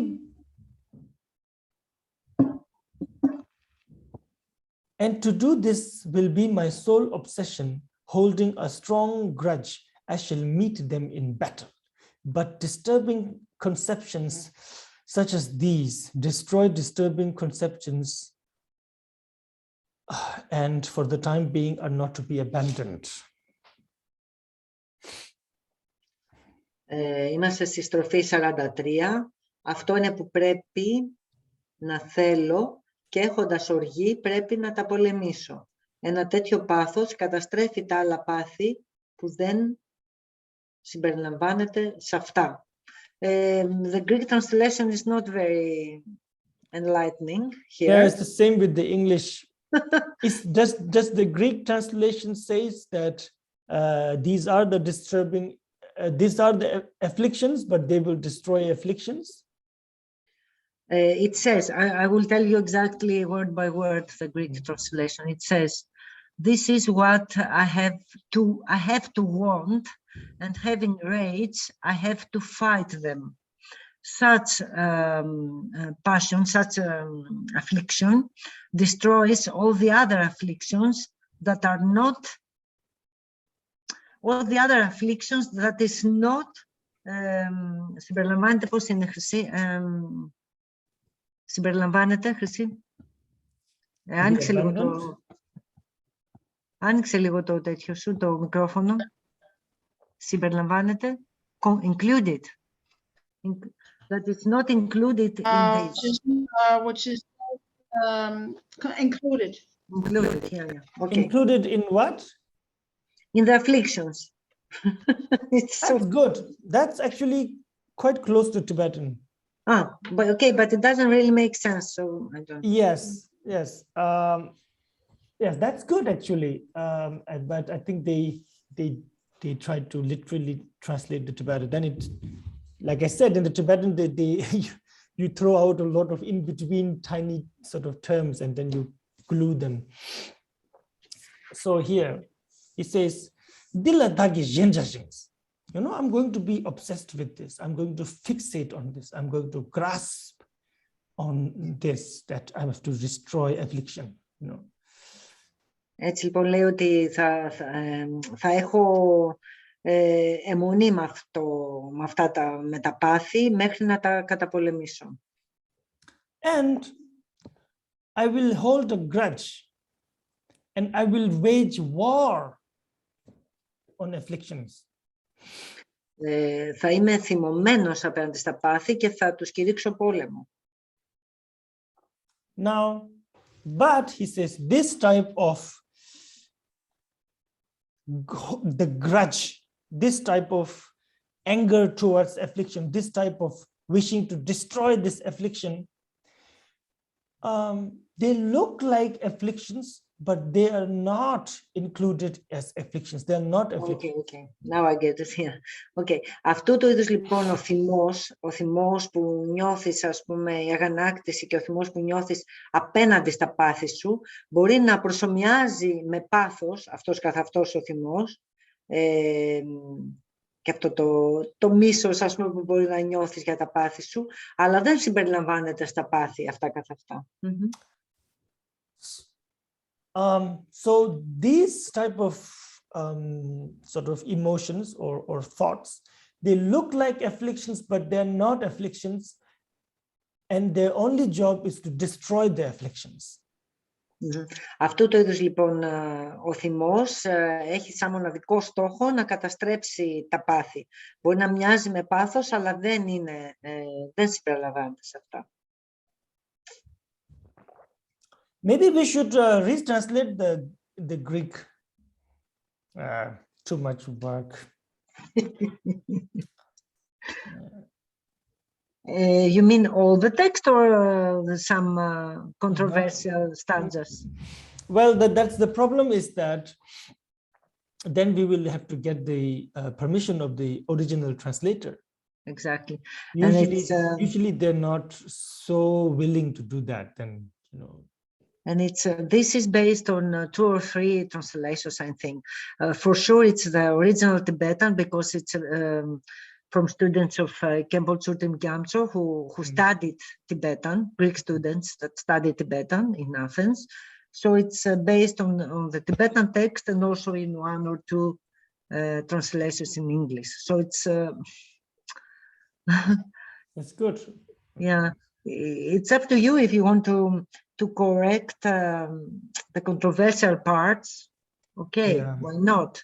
Well, the thing is that I cannot read the translation, so then I cannot really do much. You know, I will be completely dependent on someone to explain the translation to me. Yeah, you know? Yeah. And then they should be the one.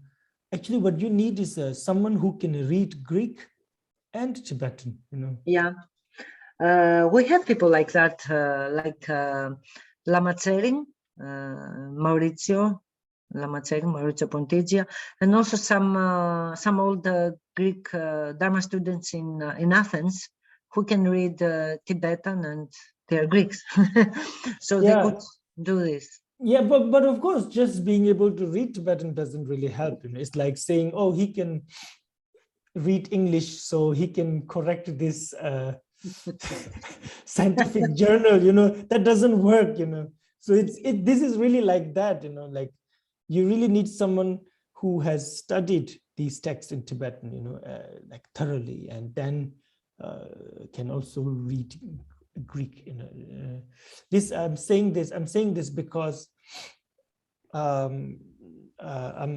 myself, I try to work with translators, and we're working, and sometimes, you know, they have big names in their translation. Sort of, they say like this and this Lama I work together with, you know, and then they have very strange mistakes, and you think.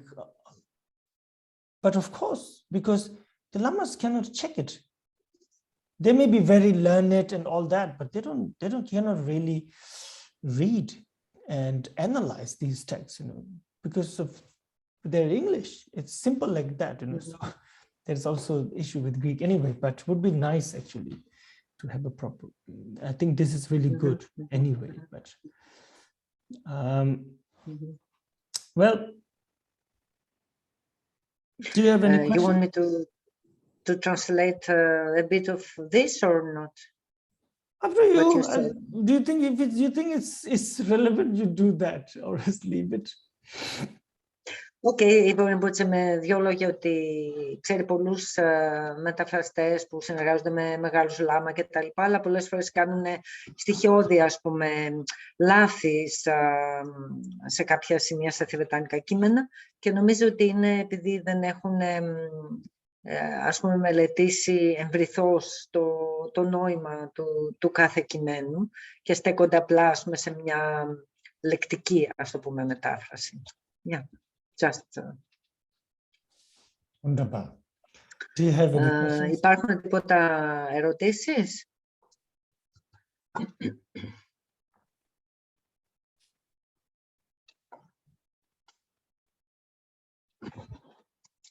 It seems not. That's good. Maybe I can quickly run through some stanza. Let me see, what is the next?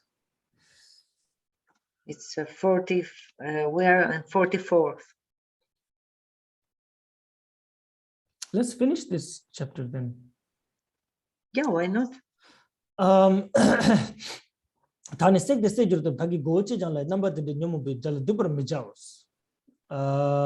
It would be better for me to be burned, to have my head cut off and to be killed, rather than ever bowing down to these ever-present disturbing conceptions. Gosh.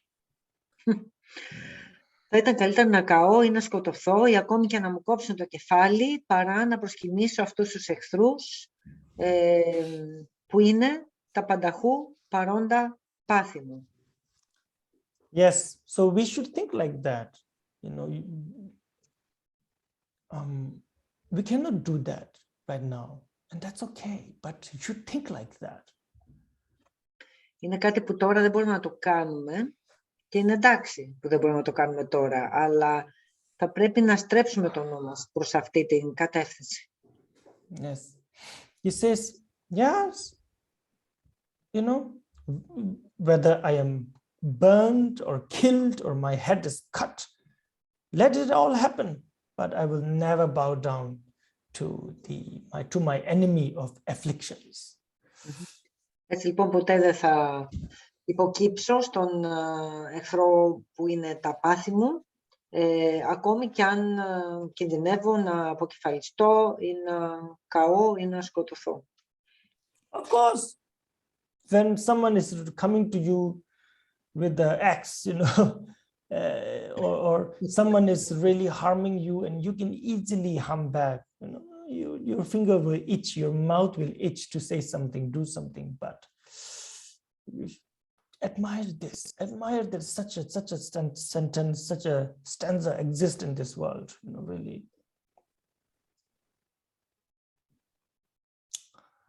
Yeah. Rinpoche, it seems that my internet right now, it's not very stable because I listen to you with gaps. But what I don't know if you are listening to me or if it's working right. But I think you said that okay, if you are in danger and somebody is coming with an axe, you feel this urge to say or do something negative. But if you don't do it, if you don't say anything, you have to admire this mindset of not reacting, something like that. No, what I said was that, of course, we're not going to be able to practice this right now. Λέει ότι δεν μπορεί να μην είμαστε έτοιμοι να ασκηθούμε ακριβώς έτσι τώρα. When someone is harming you physically or verbally, όταν κάποιος μας επιτίθεται λεκτικά ή σωματικά, you will try to harm them back. You will try to punish them, call police, send them to jail, I don't know, whatever. Το πιο πιθανό είναι εσύ να αντιδράσεις, να προσπαθήσεις να εκδικηθείς, να καλέσεις την αστυνομία ή οτιδήποτε. But that's what I mean, that we cannot practice this right now, but we should admire that such a stanza exists in this world. And one day, we should think, one day I will do this life or next life, doesn't matter, but I'm going to do this. Και λέει ότι μπορεί να μην μπορούμε αυτή τη στιγμή να το κάνουμε, αλλά θα πρέπει έστω να θαυμάζουμε την ύπαρξη ενός τέτοιου κειμένου, έτσι, να θαυμάζουμε αυτό σαν στάση ζωής και να λέμε ότι κάποια στιγμή θα είμαι και εγώ ικανός να το κάνω στο μέλλον. Gosh, you Greeks, didn't Socrates died for the truth or something? Yeah. Exactly. I heard they even tried to leave the sort of the door of his jail cell kind of not locked, you know, hoping that he will run away, but he didn't. Έτσι, σκεφτείτε τον Σοκράτη που πέθανε για την αλήθεια, γιατί του είχαν αφήσει ακόμη και την πόρτα ανοιχτή στο κελί του για να φύγει, αλλά αυτός δεν έφυγε. One day we can do that. Κάποια στιγμή μπορούμε να είμαστε και εμείς ικανοί να το κάνουμε αυτό. Yes. I mean, not what he did. That's not necessary. But yeah, okay. Have such strength. Okay. But have such strength, you know. Ναι, κάποια στιγμή μπορούμε να έχουμε αυτή την νοητική δύναμη. Yeah.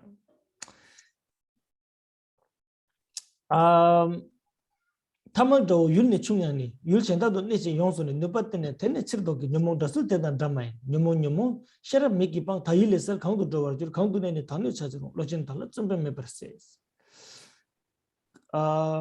Common enemies when expelled from one country simply retire and settle down in another, though when their strength is recovered, they then return. But the way of this enemy, my disturbing conceptions, is not similar in this respect. Deluded, disturbing conceptions, once forsaken by the eye of wisdom and dispelled from my mind, where will you go? Where will you dwell in order to be able to injure me again? But weak-minded, I have been reduced to making no effort. Στο 45 και 46, οι κοινοί εχθροί όταν διώκονται από μια χώρα μένουν σε άλλη χώρα και εγκαθίστανται εκεί και όταν η δύναμη τους μεγαλώνει επανέρχονται στην πατρίδα τους. Όμως δεν γίνεται το ίδιο με τους εχθρούς μου που είναι τα πάθη. Συγχυσμένα πάθη, όταν με το μάτι της σοφίας σας εγκαταλείψω και σας διώξω από το πνεύμα μου, πού θα πάτε, πού θα παραμείνετε για να μπορέσετε πάλι να μου κάνετε κακό? Εγώ όμως ο λιγόψυχος δεν κάνω καμία προσπάθεια. Yes. He says, ordinary enemy, you can kill them, you make new ones. You can defeat them, they will run away, go to some other place, become strong and come back to harm me again. So it will never end. Λέει λοιπόν οι κοινοί εχθροί, τους κοινούς εχθρούς μπορείς να τους γύσεις, να τους διώξεις, μπορούν να πάνε σε κάποιο άλλο μέρος και αφού δυναμώσουν να γυρίσουν πίσω, έτσι, οπότε δεν υπάρχει τέλος με αυτό. Yes.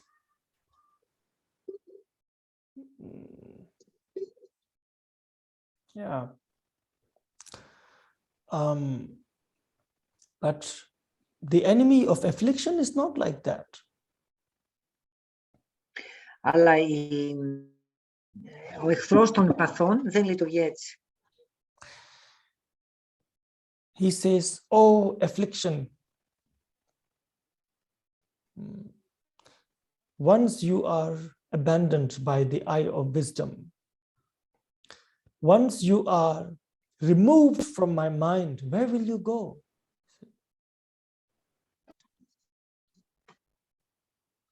You heard what I said?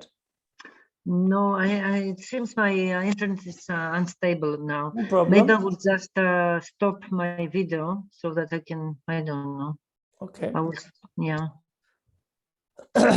So he says, affliction, affliction. You didn't hear? Και λέει συγχυσμένα πάθη. Yeah. Και λέει συγχυσμένα πάθη. It's my disturbed afflictions. Actually, I don't like that translation. Disturbed conflict. What is it? Conceptions. That's not good, you know. Yeah, in Greek we just say pathy. Pathy, it's like affliction. I don't find any better word for afflictions than pathy.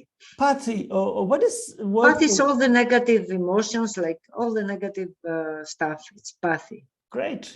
And also the stuff that makes you like, pathy is also addictions and negative emotions and strong emotions and addictions. Yeah, all this is pathy. Yeah. Okay. So he says afflictions, afflictions.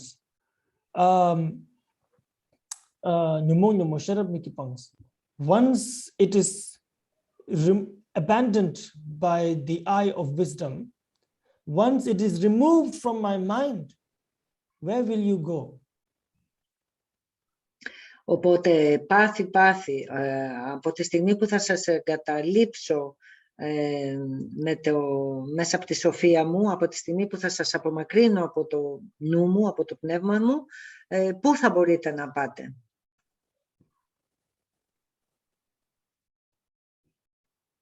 One of these lives I will speak Greek. So, he says, where are you going to stay to regain your strength and come back to harm me? Πού θα μπορείτε λοιπόν να παραμείνετε για να ξαναβρείτε τη δύναμή σας και να επιστρέψετε για να με βλάψετε? It's not possible. Δεν είναι δυνατόν. Right? So he says, yet, weak-minded me, I'm just lazy. I'm just not determined and perseverant. Αλλά εγώ, λέει ο λιγόψυχος, δεν κάνω... excuse me, let it ring. Δεν κάνω καμία προσπάθεια. Yes, this is a very important stanza of this text. Και αυτό είναι μια πάρα πολύ σημαντική στροφή εδώ. Teachers love to quote this. I remember Khyentse Rinpoche quoting it a couple of times. Θυμάται τον Dzogchen Khyentse Rinpoche να το αναφέρει πολλές φορές αυτό το σημείο.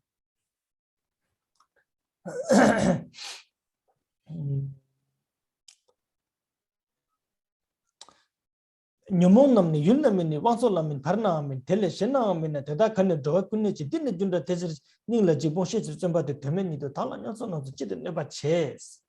Now the continuity of this contemplation. If these disturbing conceptions do not exist within the objects, the sense organs, between the two nor elsewhere, then where do they exist and how do they harm the world? They are like an illusion. Thus, I should dispel the fear within my heart and strive resolutely for wisdom. For no reason, why should I suffer so much in hell? Στροφή 47. Τα πάθη δεν παραμένουν στο αντικείμενο, ούτε στις αισθήσεις, ούτε κάπου ανάμεσα, ούτε βρίσκονται κάπου αλλού. Πού βρίσκονται και βλάπτουν τα όντα. Επειδή τα πάθη είναι σαν ένα είδος αυταπάτης, πρέπει να διώξω τον φόβο από την καρδιά, σταθερά για τη σοφία. Χωρίς λόγο που είναι τα πάθη, γιατί να υποφέρω στις κολάσεις. Okay. So now, the previous stanza was talking sort of in terms of relative truth, you know. Now this is talking in terms of ultimate truth, so to speak. Η προηγούμενη στροφή, ας πούμε, μιλούσε για την σχετική αλήθεια και εδώ μιλάει για την απόλυτη αλήθεια, δηλαδή για την φύση των παθών. Yes, so then he says, analyze, find it. Where is this affliction anyway? This thing called affliction. Is it on the object? You know, like let's say you love a food, the taste of the food. So is your affliction on this food? That doesn't make sense. Έτσι λοιπόν, όταν σου λέει να αναλύσεις την φύση των παθών, πού βρίσκονται τα πάθη. Για παράδειγμα, όταν ας πούμε σου αρέσει πολύ μια τροφή, το πάθος βρίσκεται σε εκείνη την τροφή, δεν βγάζει, λέει, νόημα. Then everybody who eat this, taste this, should love it like you do. Αν το πάθος βρισκόταν στο αντικείμενο, τότε στην τροφή, για παράδειγμα, όποιος το έτρωγε αυτό θα πρέπει να νιώθει το ίδιο. So same goes with things to see, form, smell, all these objects. Και το ίδιο ισχύει για όλα τα αντικείμενα, για τις αισθήσεις, για τις μορφές, για τα αντικείμενα, για τα πάντα. Or is it in my eyes, or is it on my tongue, these afflictions?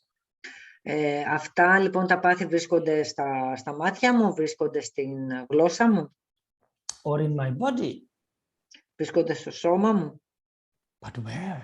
That doesn't make sense. Then I should feel these afflictions all the time. Αν ισχύει αυτό, θα πρέπει να νιώθω αυτά τα πάθη όλη την ώρα. Οπότε ούτε και αυτό βγάζει νόημα. Yes. So, or is affliction in between your faculty and the object? Μήπως τα πάθη βρίσκονται ανάμεσα στην αίσθησή σου και στο αντικείμενο. Or somewhere else. Ή μήπως βρίσκονται κάπου αλλού. When you analyze it like that, you don't find the affliction anywhere.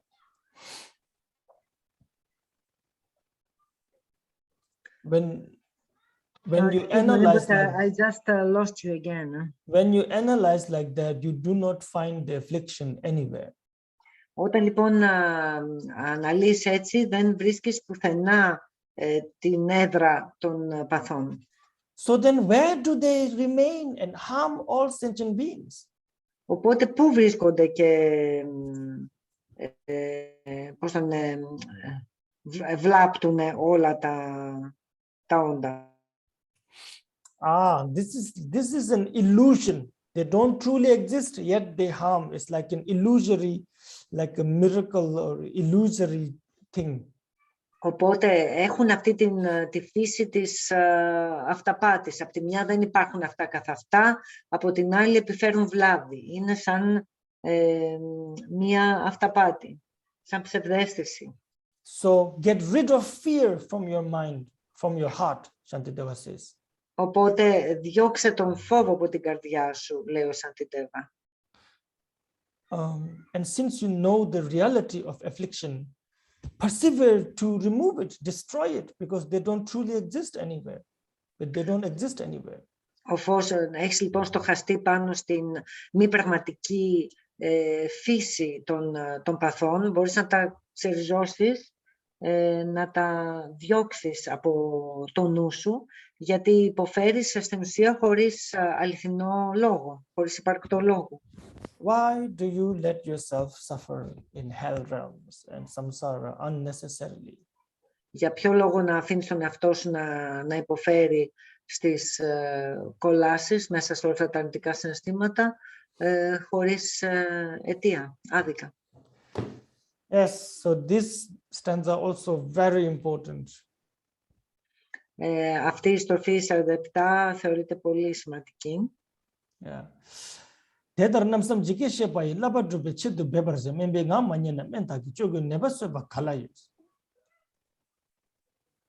Therefore, having thought about this well, I should try to put these precepts into practice just as they have been explained.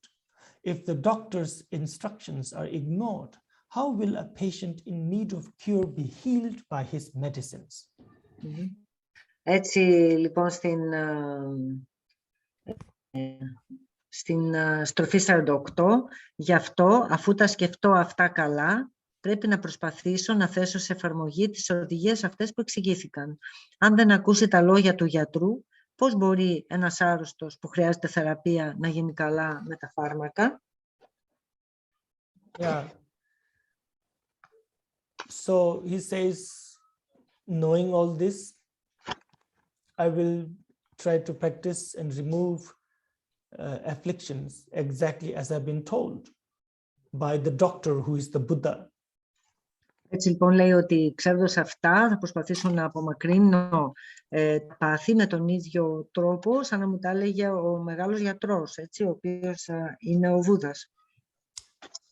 Because what kind of patient gets better by ignoring the sort of diagnosis, by ignoring the instructions of the doctor? Γιατί πώς γίνεται να θεραπευτεί ένας ασθενής αν αγνοεί τις οδηγίες και τη θεραπεία που του δίνει ο γιατρός? This is the fourth chapter of Bodhisattva Charaptara. Και έτσι ολοκληρώνεται το 4ο κεφάλαιο του Δρόμου του Bodhisattva. Right. Thank you very much, Aryadni, for translating. No, thank you, Rinpoche. Thank you so much. It was very dense and very nice. And we are in the middle, I think. We're in the middle of the text. Yes, we're approaching the middle. Yes. That's very a thing to celebrate. Yes, really. We did it. Okay. We managed to keep it going till now. Yeah, of course we will. Thank you so much, and thank you all. This is a very, I know that in Greece this week is, it's very special because we are near the Orthodox.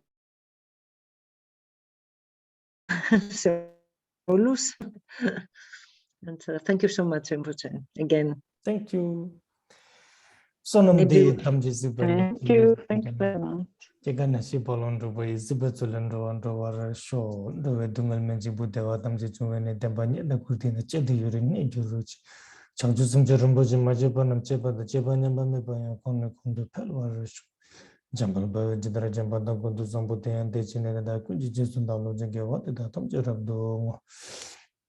May I in all my lives carry far the weight of Buddha Dharma, and if I am not capable to do so, may I always be worried about the longevity of Dharma. Ήθελα σε όλες τις ζωές μου να μπορώ να μεταφέρω το βάρος, το φορτίο του Dharma του Βούδα. Και αν δεν είμαι ικανός να το κάνω, ήθελα τουλάχιστον να ανησυχώ για τη μακροζωία του Dharma. Good night. Thank you so much, Rinpoche. So take care. Love to your family. Thank you very much. For sure.